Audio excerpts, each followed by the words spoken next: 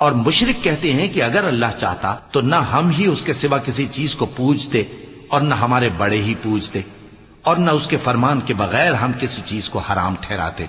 اے پیغمبر، اسی طرح ان سے اگلے لوگوں نے کیا تھا، تو پیغمبروں کے ذمے اللہ کے احکام کو کھول کر سنا دینے کے سوا اور کچھ نہیں۔